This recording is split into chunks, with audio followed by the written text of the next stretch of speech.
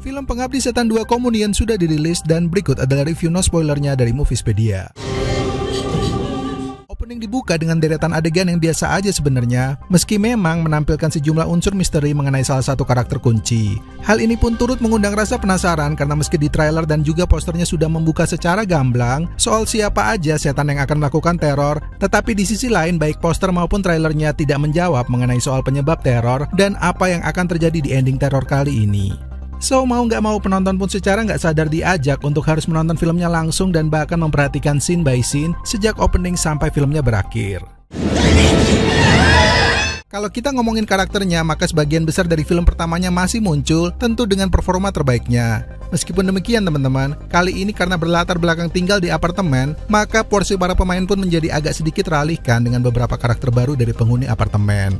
Beberapa karakter tambahan di apartemen pun diposisikan untuk menjelaskan betapa mengerikannya sejumlah adegan kali ini jika dibandingkan dengan yang pertama.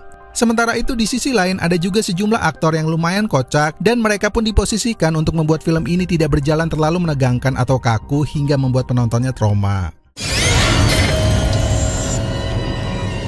Secara bumbu cerita, film ini sangat kuat terutama dalam konteks atmosfer horor klasiknya, atau bisa dibilang film ini memanfaatkan medium-medium tertentu untuk menunjukkan eksisnya iblis. Selain itu, nuansa mencekam juga didukung dengan pemilihan apartemen tua, gelap dan juga terbengkalai, serta suasana cuaca yang membuat penonton sesekali kaget. Berbeda dengan film pertamanya yang lebih menonjolkan sisi musik yang bikin merinding, maka di sequel kali ini membuat penonton lebih berdebar-debar karena situasi alam yang tidak stabil dan juga sesekali mengejutkan. Secara premis cerita bisa dibilang sequel kali ini cukup unik jika dibandingkan dengan yang pertama, karena menggambarkan bagaimana keluarga ini yang baru saja mencoba memulai kehidupan yang baru dengan keluar dari rumah terkutuk dan pindah di apartemen, kini justru mereka harus menyesali keputusan tersebut lantaran bukannya merasa aman karena ditolong tetangga, namun mereka harus mendapati teror mistis yang lebih besar. Hal ini pun semakin diperparah dengan lokasi dan kondisi apartemen yang tidak bersahabat, serta susah untuk melarikan diri saat teror terjadi, dan dengan terpaksa mereka harus bertahan untuk menghadapi masalah. Sequel Pengabdi Setan pun semakin unik karena mengawinkan beberapa peristiwa bersejarah dan cukup menjawab alasan teror ibu dari film yang pertama. Siapa lu?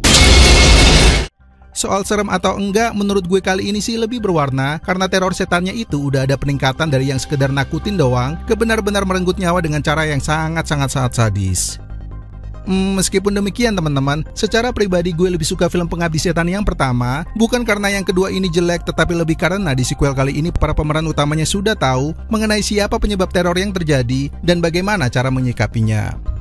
Secara skor gue memberikan nilai 80 dari skala 1 sampai 100.